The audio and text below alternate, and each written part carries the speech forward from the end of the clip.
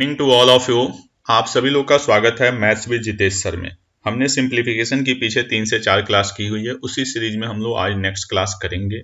जो लोग भी चैनल पे न्यू हैं प्लीज चैनल को सब्सक्राइब और लाइक कर दें और जितना हो सके वीडियो को शेयर कर दें अगर आपके लिए ये फायदेमंद है तो। ठीक है, आज जो हमें क्वेश्चन करने हैं वो आपके हैं पावर एंड एक्सपोनेंट के। ठीक है, कई जगह इसको सर्ट्स एंड इंडिसेस भी बोला जाता है। मैं यहाँ पे आपको क्या लिख रहा हूँ, पावर एंड एक्सपोनेंट। क्लियर, इससे रिलेटेड हम बड़े सारे क्वेश्चंस को करेंगे और आप देखेंगे कि आपके एग्जाम में ना डायरेक्ट इससे क्वेश्चन मिलेंगे। ठीक है, जो भी आपके क्वेश्चन होंगे डायरेक्ट इससे मिलेंगे। तो सबसे पहले इससे कुछ रिलेटेड बेसिक रूल होते हैं जो आप लोगों को पता होगा, फिर भी मैं उसको रिवीजन करा देता हूं। जैसे आप लोगों को पता है कि कोई नंबर जैसे लिखा हुआ है 2 और इसका पावर है 5, तो इस 2 को हम बोलते हैं बेस। ये 2 हमारा क्या है, बेस। और जो 5 है इसको हम क्या बोलते हैं, पावर या एक्सपोनेंट। क्लियर, इसको हम क्या बोलते हैं, पावर या एक्सपोनेंट। और 2 क्या होता है, आपका बेस होता है। ठीक है, तो इसी से रिलेटेड कुछ रूल होते हैं जिसमें सबसे पहले अगर मैं बात करूं कि अगर बेस सेम है, लाइक x का पावर m इंटू एक्स का पावर n, यहाँ पे देख रहे हैं आपके दोनों का बेस क्या है, x है, तो मल्टीप्लाई करते समय पावर क्या हो जाते हैं, आपके ऐड हो जाते हैं। यानी ये बन जाएगा x का power m plus n। For example मान लीजिए आपके सामने हो 2 का पावर 7 इंटू 2 का पावर 3, तो आप देख रहे हैं दोनों जगह का बेस क्या है, 2, तो इसको हम फाइनली क्या लिख देंगे, 2 का पावर 10। समझ में आ रही बात। कोई भी क्वेश्चन हो सकता है, जैसे कहीं दे दे आपका 3 का पावर 5.3 इंटू 3 का पावर 1.2, तो मल्टीप्लाई करके आप 3 का पावर क्या लिखेंगे, दोनों पावर को आपको क्या कर देना है, ऐड कर देना है, यानी 6.5। ये आपका हो गया फर्स्ट रूल। ठीक है, ऐसे ही अगर आपका बेस सेम हो तो डिवाइड करते समय हम पावर को क्या कर देते हैं, माइनस। लाइक x का पावर m डिवाइड करना आपको x के पावर n से, तो ये बन जाएगा आपका x का पावर m माइनस n। जैसे कहीं दिया आपका 7 का पावर 8 डिवाइडेड बाई 7 का पावर 3, तो फाइनली ये बन जाएगा 7 का पावर 5। ठीक है, हम डिवाइड करते समय पावर को क्या कर देंगे, माइनस कर देंगे। क्लियर। तीसरे नंबर पे जो आता है, ठीक है, कोई सीक्वेंस फिक्स नहीं है, बस ये है कि जो रूल है वो हमें जानने हैं। ठीक है, कि अगर पावर का पावर आ जाए, लाइक कुछ ऐसा x का पावर m और इसका पावर आ जाए n, तो इसका मतलब होता है x का पावर m इंटू n। समझ में आ रही बात। इसका मतलब क्या होता है, आपका x का पावर m इंटू n। जैसे कहीं दिया हो 2 का पावर 5 और इसका पावर दिया हो 7, तो ये बन जाएगा 2 का पावर 5 7 जा 35। हाँ, एक बात का आपको विशेष ध्यान देना है यहाँ पे कि ये दो चीजें जो होती है ना वो आपकी अलग अलग होती है। ये थोड़ा सा समझिएगा इसको कि 2 का पावर 2 और इसका पावर 3 और कहीं पे लिखा हो 2 का पावर 2 और इसका पावर 3, ये दोनों जो है वो इक्वल नहीं होते हैं। इस बात का आपको ध्यान रखना है। यहाँ पे ये पावर का पावर है, इसको मैं अभी लास्ट में बताऊंगा कि इसको कैसे सॉल्व करते हैं। और ये जो आपका ये रूल का है जब ये ब्रैकेट लगा होगा। क्लियर। जैसे कहीं दिया आपका 2 का पावर 2 और इसका पावर दे दिया जाए 3/2, 2 का पावर 2 और 3/2, तो आप इसको जब मल्टीप्लाई करेंगे तो ये 2 का पावर क्या बन जाएगा, 3। क्लियर। यानी कभी भी पावर का पावर आए, सिर्फ पावर का पावर आए तो ये कहानी क्या है, अलग है। और इस तरह से आए तो इनका आप आपस में क्या कर लेंगे, मल्टीप्लाई कर लेंगे। क्लियर। चलिए नेक्स्ट देखते हैं हम लोग। इसी तरह अगर आपका कहीं दिया हो गया कि x का पावर m इंटू वाई का पावर m इंटू जेड का पावर m। देखिए अब तीनों जगह आपके पावर क्या है, सेम है, और बीच में आपका क्या है, मल्टीप्लिकेशन है। तो इसको हम डायरेक्ट लिख सकते हैं एक्स वाई जेड का पावर m। समझ में आ रही बात। जैसे यहाँ पे सब जगह क्या थे, आपके पावर सेम थे और बेस क्या थे, अलग अलग थे, लेकिन बीच में साइन किसका था, मल्टीप्लाई का। तो हम इनको एक साथ लिख सकते हैं। जैसे देखिए 2 का पावर 2 इंटू 3 का पावर 2 इंटू मान लीजिए 4 का पावर 2, तो आप इनको मल्टीप्लाई कर दीजिए। 2 3 जा 6, 6 4 जा 24, यानी आप इसको डायरेक्ट लिख सकते हैं 24 का पावर 2। बट क्या ये प्लस में भी पॉसिबल है, जैसे ऐसा लिखा हो 2 का पावर 3 प्लस 3 का पावर 3 प्लस 4 का पावर 3, तो क्या हम इनको ऐसे लिख सकते हैं 2 + 3 + 4 का पावर 3? नहीं जी, ये बिल्कुल क्या होगा आपका गलत होगा। ये सिर्फ और सिर्फ किस में चलता है आपका मल्टीप्लिकेशन में, एडिशन में नहीं चलता। आप चाहें तो इसको क्रॉस चेक करेंगे तो ये वैल्यू कभी भी इसके इक्वल नहीं आएगी। बात समझ में आई? तो ये ध्यान रखिएगा कि अगर आपका पावर का पावर चल रहा है, सॉरी जैसे बेस क्या चल रहा है आपका अलग अलग और पावर क्या है सेम है, तो सिर्फ मल्टीप्लिकेशन में अप्लीकेबल है, बाकी किसी में अप्लीकेबल नहीं है। क्लियर?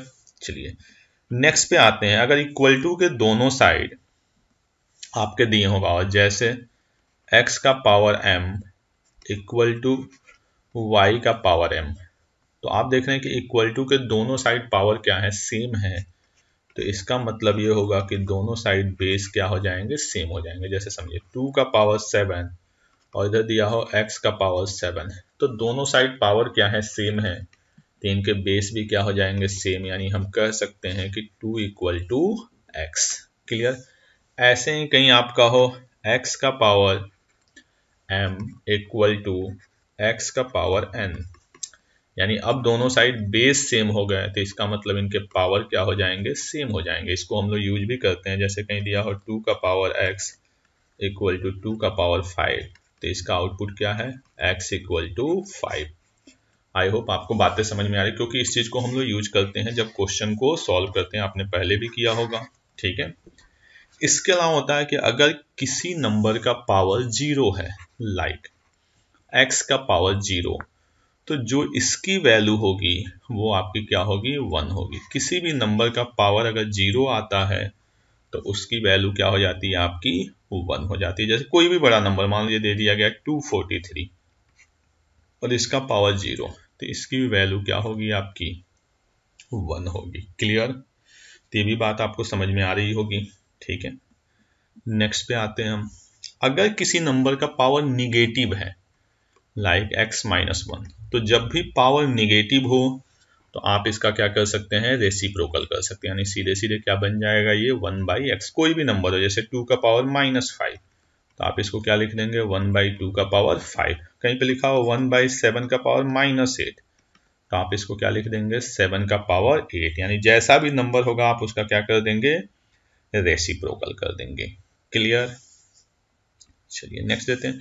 अगर मान लीजिए कई बार आप देखते होंगे कि -1 आता है और इसका पावर कुछ दे दिया गया, तो -1 का पावर अगर आपका इवन नंबर है तो इसका जो रिजल्ट आएगा वो क्या आएगा आपका +1 आएगा, और -1 का पावर अगर ऑड है तो इसका जो आउटपुट आएगा वो क्या आएगा -1। जैसे देख लीजिए -1 का पावर 3, तो इसका मतलब -1 इंटू -1 इंटू -1, तो आपको पता है माइनस माइनस क्या हो गया प्लस, और प्लस माइनस फिर से क्या हो गया माइनस। बात समझ में आ रही है?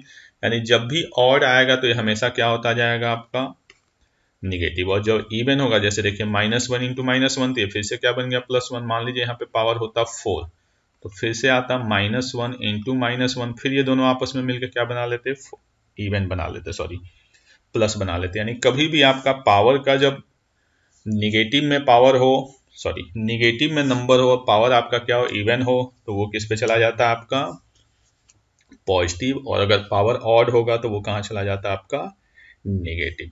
क्लियर इतनी बात? चलिए इसके बाद से हम लोग कुछ क्वेश्चन इस पे देखते हैं। जैसे मान लीजिए कि पहला ही क्वेश्चन हमने जो लिया हुआ है वो आपका देखिए क्वेश्चन क्या है। जैसे ये दिया हुआ आपके सामने क्वेश्चन और आपसे पूछा जा रहा है इसमें कि m-n की वैल्यू। तो अब देखिए इसको क्या करना होता है, जब भी इस तरह के क्वेश्चन आते हैं तो आपको सबसे पहले क्या करना होता है कि इनको छोटे छोटे नंबर में तोड़ना होता है। छोटे छोटे नंबर लाइक जैसे ये है 729, तो इसको भी आप क्या करेंगे किसी ना किसी छोटे नंबर में तोड़ेंगे। ये हो गया 27, ये हो गया 9।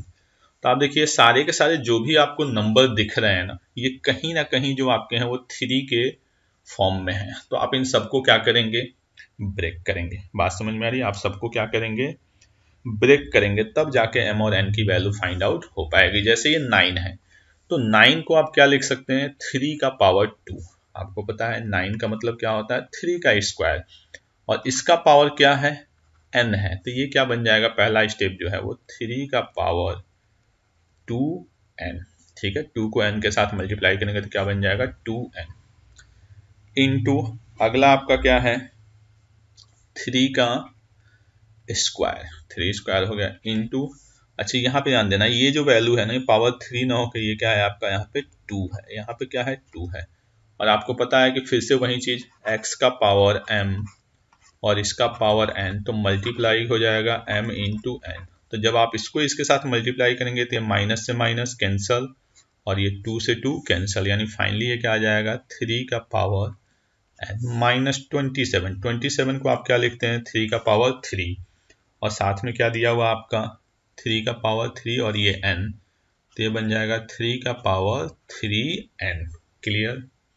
अगर हम नीचे आते हैं तो ये तो एज इट इज है, यानी 3 का पावर 3m इंटू 2 का पावर 3 इक्वल टू 729। देखिए 729 आपको याद होना चाहिए, ये 9 का क्या होता है क्यूब होता है, लेकिन हमने सारे नंबर को किस में लिखा है 3 में, तो 9 का मतलब क्या होता है 3 का स्क्वायर और इसका पावर 3, ये फाइनली क्या बन जाएगा 3 का पावर 6। अब देखते हैं हम क्या कर, देखिए यहाँ पे 3 का पावर क्या है 2n और यहाँ पे क्या है आपका n, तो ये दोनों मिलके क्या हो जाएंगे ऐड हो जाएंगे, यानी ये बन जाएगा 3 का पावर 3n इंटू 3 का पावर 2 माइनस 3 का पावर 3n। क्लियर। ओवर 3 का पावर 3m इंटू 2 क्यूब को आप चाहे तो 8 लिख दें, चाहे तो एज इट रख दें 3 का पावर 6। जब हम नेक्स्ट स्टेप में जाएंगे तो आप देखिए यहाँ पे भी है 3 का पावर 3n और यहाँ पे भी है 3 का पावर 3n, तो हम इसको कॉमन ले लेंगे, तो 3 का पावर 3n, तो ब्रैकेट में क्या बचेगा 3 का स्क्वायर माइनस 1 ओवर 3 का power 3m into 8 equal to 1/3 का पावर 6। अब देखिए 3 का स्क्वायर यानी क्या बन गया आपका 8, सॉरी 3 का स्क्वायर क्या बना आपका 9 और 9 माइनस 1 क्या हो गया 8 और यहाँ नीचे भी क्या है 8, ये कैंसिल।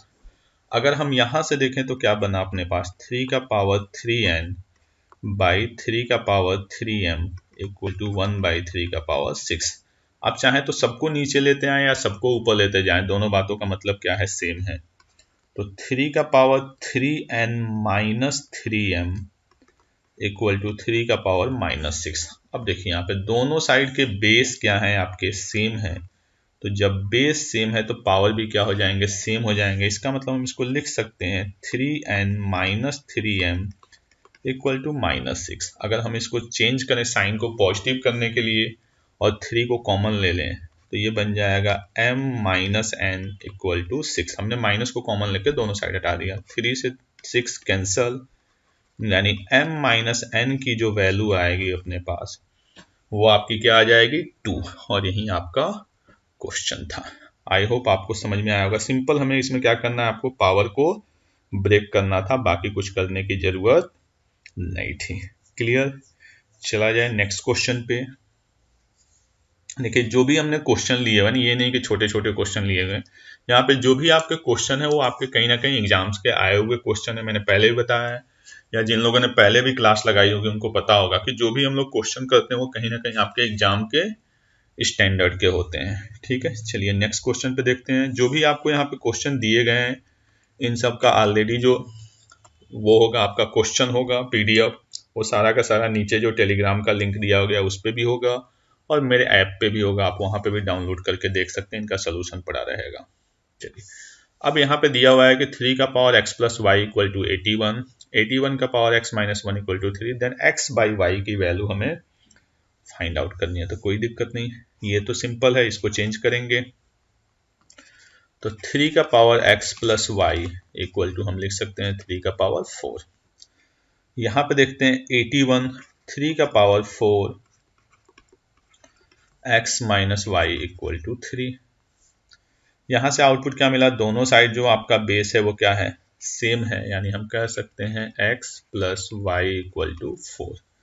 सेकेंड वाले को सॉल्व करें तो ये क्या बनेगा 4x माइनस 4y और यहाँ पे पावर 1 होता है, क्या हो जाएगा 1। यहाँ से x minus Y equal to 1/4, यानी हमें x माइनस वाई की जो वैल्यू मिली है वो क्या मिली है 1/4 और x प्लस वाई की जो वैल्यू मिली है वो क्या मिली है 4। तो ऑब्वियस सी बात है x और y को निकाला जा सकता है। कुछ ना समझ में आए तो दो इक्वेशन दिया है, दोनों को आपको क्या कर देना है सॉल्व। तो 2x इक्वल टू, इसको ऐड करेंगे तो क्या आएगा 17/4, देन x इक्वल टू जो x की वैल्यू आएगी वो क्या आ जाएगी आपकी 17/8। ये वैल्यू किसकी हो गई अपने पास x की। अब हमें किसकी वैल्यू निकालनी है y की, तो आप किसी भी इक्वेशन में पुट कर दीजिए, तो y की जो वैल्यू आएगी वो आ जाएगी आपकी 15/8। आप चाहें तो x यहाँ पे पुट कर दें, इधर जाके माइनस होगा, 32 - 17 यानी कितना हो गया 15/8।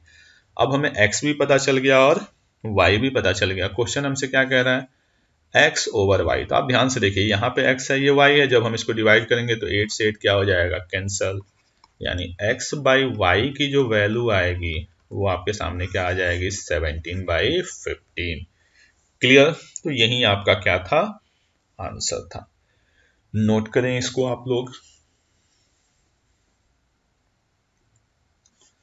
चलिए अब आते हैं हम लोग नेक्स्ट क्वेश्चन पे।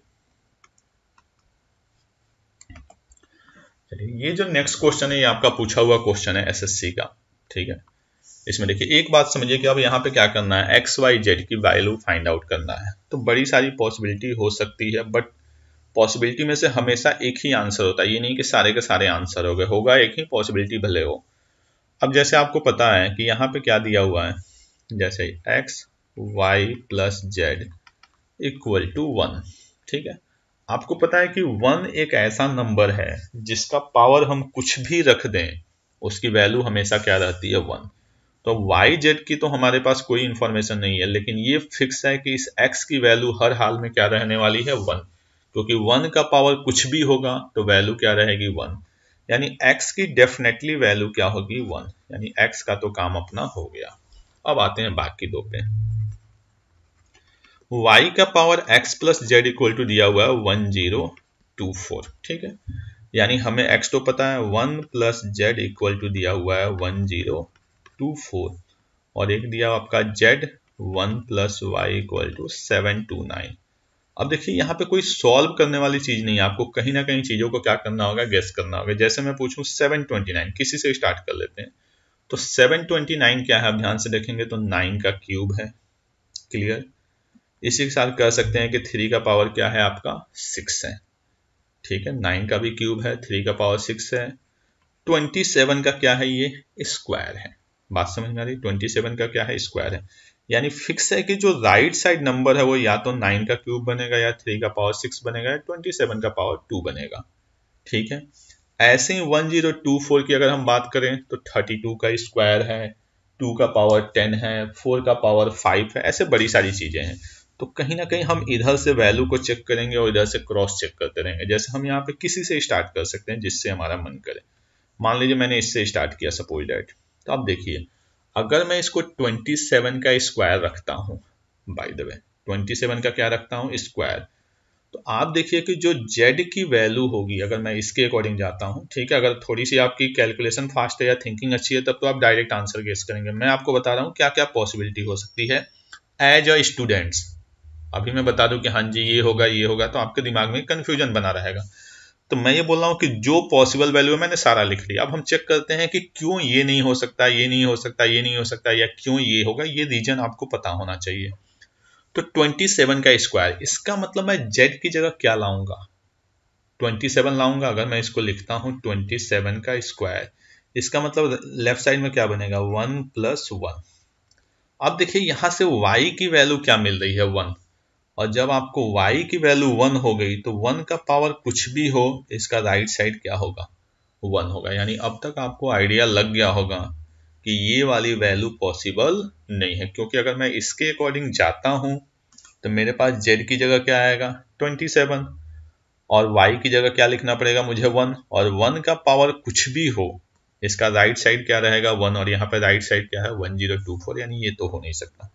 इसको चेक करते हैं, 3 का पावर 6, ठीक है। तो इधर क्या आ जाएगा 3 का पावर, अगर मैं इस साइड की बात करूं तो इधर भी क्या आएगा आपका 3 का पावर 6 का मतलब 3 का पावर 1 + 5, यानी यहाँ पे y की वैल्यू क्या मिल रही है 5। आप बताइए कि 5 का पावर कुछ भी हो, ठीक है, 5 का पावर कुछ भी हो, जैसे 5 का पावर 2 क्या होता है 25, 5 का पावर 3 क्या होता है 125, 5 का पावर 4 क्या होता है 625, 5 का पावर कुछ भी हो, उसके एंड में जो डिजिट आएगा वो क्या आएगा, 5 आएगा, और यहाँ पे एंड में डिजिट क्या है, 4, यानी डेफिनेटली ये भी पॉसिबल नहीं है। यानी ले दे के अपने पास चॉइस किसका बचा, 9 का पावर 3 का। अब मैं इन दोनों को हटा दूं, क्योंकि कहीं ना कहीं जो आपका आंसर है वो क्या है, आपका 9 का पावर 3 ही है। मतलब आंसर नहीं, जो यहाँ पे वैल्यू होगी वो 9 का पावर 3 होगी। तो इनको मैं हटा देता हूं। अब मान लीजिए 9 का पावर 3 है, तो z की वैल्यू क्या आएगी, आपको पता चल गया 9, और y की वैल्यू क्या आएगी आपके पास 2। चेक करते हैं इसको, 9 का पावर 3, तो 9 का पावर 1 प्लस 2, राइट साइड में आते हैं तो y की जगह क्या दिख रहा है, 2, 1 प्लस 9, ये क्या बन गया, 2 का पावर 10, जिसकी वैल्यू आप लोग को पता है क्या होती है, 1024। यानी डेफिनेटली जो x की वैल्यू आई अपने पास वो y1, y की वैल्यू 2, और जो z की वैल्यू आई है वो क्या आई है, 9। क्लियर। अब हमसे जो क्वेश्चन पूछा गया वो क्या पूछा गया है, z प्लस 1, तो 9 प्लस 1 कितना हो गया, 10 का power x plus Y plus 1, यानी 10 का पावर 4। इसका जो आंसर होगा वो क्या हो जाएगा आपका, एक के आगे 4 जीरो, यानी 10,000। तो आई होप आपको ये क्वेश्चन समझ भी आया होगा और एक स्टैंडर्ड का भी क्वेश्चन लगा होगा। क्लियर। चला जाए नेक्स्ट क्वेश्चन पे। जो नेक्स्ट क्वेश्चन है देखिए क्या कह रहा है, कह रहा है इफ 3 का पावर x इक्वल टू 4 का पावर y इक्वल टू 12 का power z, then z is equal to. अब देखिए इसमें z इज इक्वल टू जो दिया होगा ना, या ऐसा पूछ सकता है then which of the following, बात समझ में आ रही है, या विच वन इज करेक्ट, मतलब आगे 4 ऑप्शन दे देगा और पूछेगा कि कौन सा इसमें से करेक्ट है। यानी वो रिलेशन जो होगा वो कहीं ना कहीं आपका क्या होगा, एक्स वाई और जेड में होगा। मतलब ऐसे दे सकता है कि x plus Y equal to z है, 1 by x plus 1 by Y equal to 1 by z है, x y equal to z है, x by Y equal to z है। मतलब इस तरह के 4 रिलेशन दे देंगे और आपसे पूछा जाएगा कि इसमें से कौन सा सही है। क्लियर। तो ये भी क्वेश्चन कहीं ना कहीं उसी के फॉर्मेट का है। चलिए अब इसको हम लोग देखते हैं थोड़ा सा।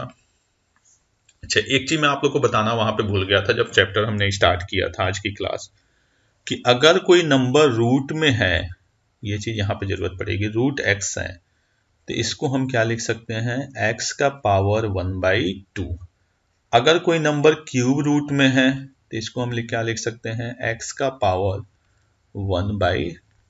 क्लियर। अगर कोई नंबर फोर्थ रूट में है तो इसको हम क्या लिख सकते हैं, एक्स का पावर 1/4। एक बात तो ये। दूसरा, अगर कहीं लिखा हो एक्स स्क्वायर इक्वल टू 5, तो आप इसको क्या लिखते हैं, एक्स की वैल्यू अंडर रूट 5, या इसी को अंडर रूट 5 को इस प्रॉपर्टी के अकॉर्डिंग आप क्या लिखेंगे, 5 का पावर 1/2। अगर कहीं लिखा हो एक्स क्यूब इक्वल टू मान लीजिए 6, तो यहां से एक्स इक्वल टू आप क्या लिखेंगे, क्यूब रूट ऑफ 6, या इसी बात को 6 का पावर 1/3।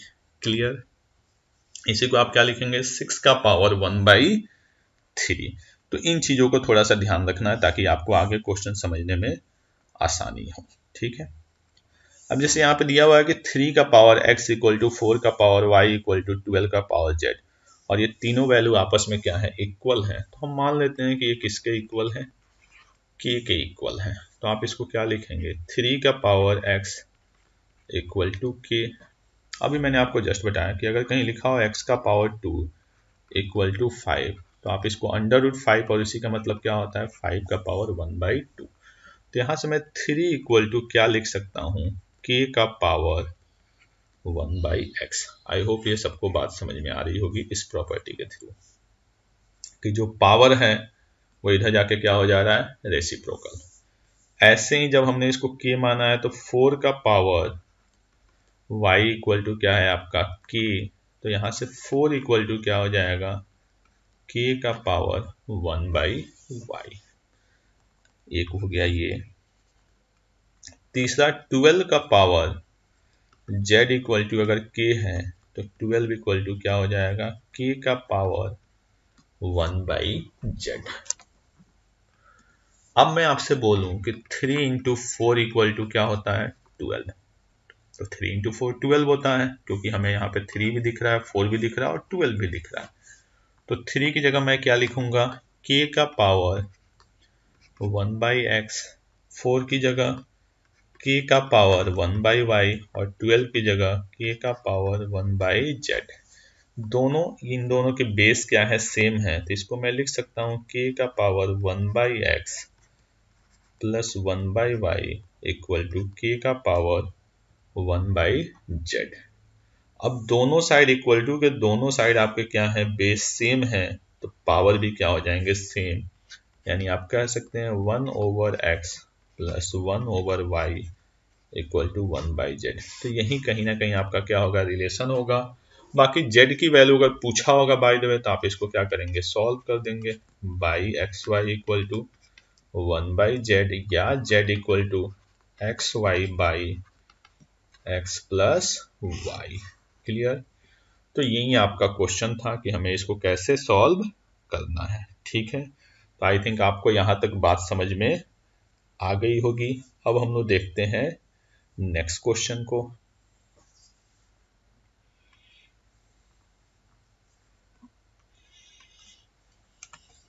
देखिए कई बार इस तरह के क्वेश्चन आ जाते हैं, और अगर आपको थोड़ी सी आदत है क्वेश्चन को सॉल्व करने की, नंबर के स्क्वायर और स्क्वायर रूट अगर आपको याद है, तो ये सब क्वेश्चन सेकंड वाले क्वेश्चन है। बात समझ में आ रहा है? सेकंड वाले मतलब कि देखने के साथ आपको आंसर करना है। जैसे देखिए फटाफट, अगर आपको चीजें पता है तो ये क्या है 49 का क्या है आपका स्क्वायर रूट, मैं इसी क्वेश्चन में ही करा देता हूँ। 49 का क्या है आपका स्क्वायर रूट, तो 49, ये क्वेश्चन हमेशा ध्यान रखिएगा कि जब भी इस तरह के क्वेश्चन आए तो हमेशा इस साइड से सॉल्व नहीं होंगे, कभी भी सॉल्व किससे से होंगे बैक साइड से सॉल्व होंगे। तो यहाँ पे आपका क्या दिया हुआ अंडर रूट 49, तो अंडर रूट 49 की वैल्यू क्या होती है आपको पता है अच्छी तरह से कि इसकी जगह क्या आ जाएगा 7। 722 प्लस 7 आपको पता है क्या होता है 729, और 729 का यहाँ पे क्या दिया हुआ है क्यूब रूट। 729 का क्या दिया हुआ आपका क्यूब रूट, तो 729 का क्यूब रूट आपको पता होगा, अभी जस्ट हमने डिस्कस किया क्या होता है 9। 16 प्लस 9 क्या बन गया आपका 25, और 25 का आपको क्या निकालना है स्क्वायर रूट। 25 का स्क्वायर रूट क्या बनता है 5। अब देखिए 59 प्लस 5 क्या बन गया 64। 64 का क्या निकालना है क्यूब रूट, यानी क्या होता है 4, और 21 प्लस 4 क्या बन गया 25, और 25 का स्क्वायर रूट क्या होता है 5। यानी बिना कुछ किए आपका आंसर फटाफट आ जाना है। क्लियर? बाकी एक बार मैं पूरा लिख के बता देता हूँ, हालांकि पूरा लिखने की कोई ज़रूरत नहीं है अगर आप इसको समझ गए होंगे, फिर भी देख लीजिए 21 plus cube root of 59 plus 16 cube root of 722 plus 49, इसको मैं डायरेक्ट लिख देता हूँ क्या हो गया आपका 7। अगले स्टेप में 21 क्यूब रूट ऑफ 59 प्लस 16। अब देखिए 722 प्लस 7 क्या था 729, 729 का क्यूब रूट क्या बन गया 9। फिर नेक्स्ट स्टेप में, बट एग्जाम में ऐसे मत बनाने लगिएगा जैसे मैं कर रहा हूँ, आप सीधे सीधे क्या करेंगे इसको सॉल्व करेंगे। 16 प्लस 9 25, 25 का स्क्वायर रूट क्या हो गया 5। 21 प्लस क्यूब रूट ऑफ 64, और इसका मतलब सीधे सीधे क्या हो गया 21 प्लस 4 25, 25 का स्क्वायर रूट क्या हो गया आपका 5। क्लियर? तो ये आपका सिंपल सा क्वेश्चन था जिसमें आपको सीधे सीधे क्या करनी थी वैल्यू सॉल्व करते हुए लिख देनी थी। क्लियर? चलिए इसको नोट करिए, फिर हम लोग देखते हैं नेक्स्ट क्वेश्चन।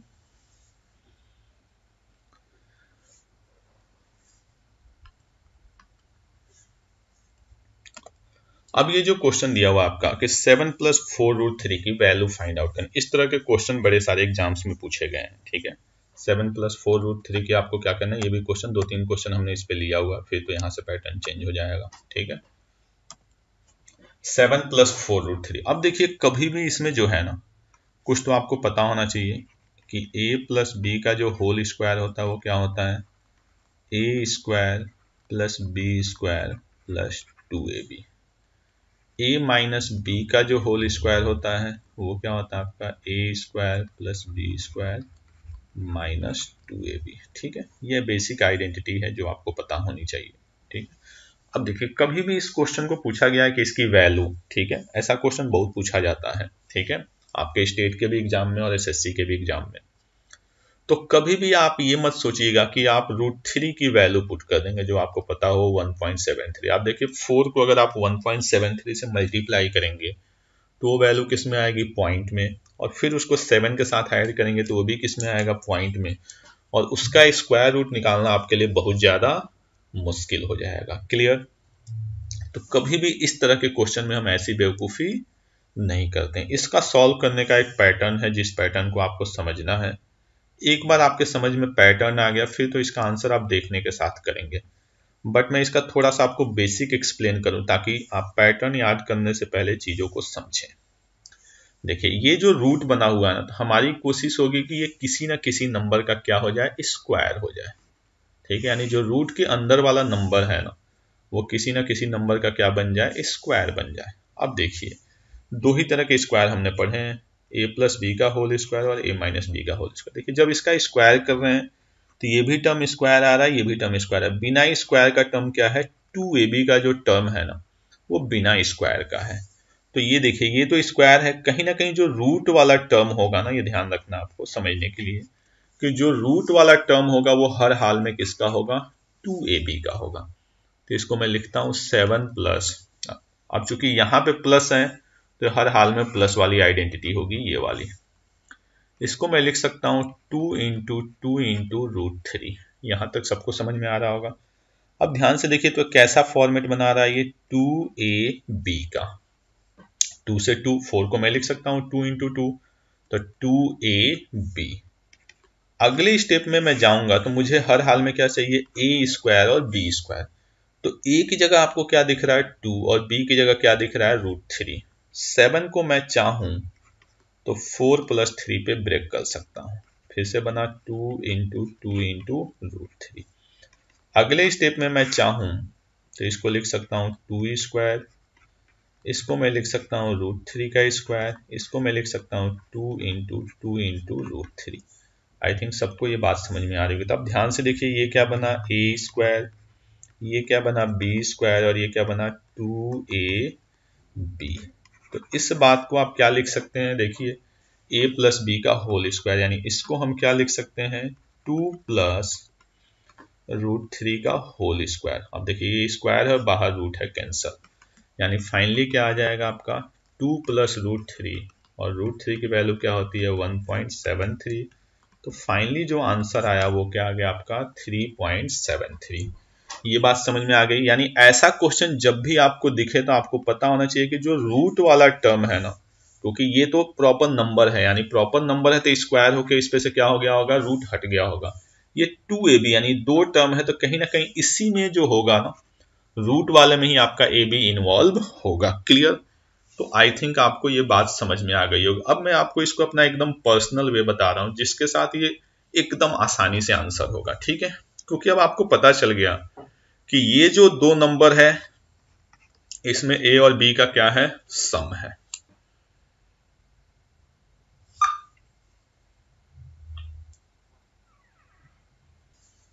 चलिए क्या बात कर रहे थे हम लोग कि यहाँ पे जो आपका टर्म है, आपको पता है अगर इसको ध्यान से देखें कि a square plus B square कहीं ना कहीं आपका क्या है, इसमें छुपा हुआ है, और 2ab इसमें छुपा हुआ है। क्लियर? तो अब इसको सॉल्व करने का मैं एकदम जबरदस्त तरीका बता रहा हूं, बस इसको ध्यान से समझिए।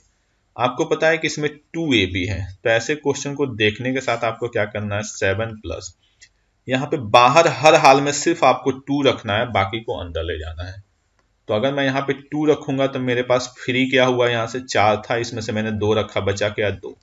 तो 2 जब रूट के अंदर जाएगा, आपको पता है 2 को जब आप रूट के अंदर ले जाएंगे तो वो क्या बना लेगा, 4।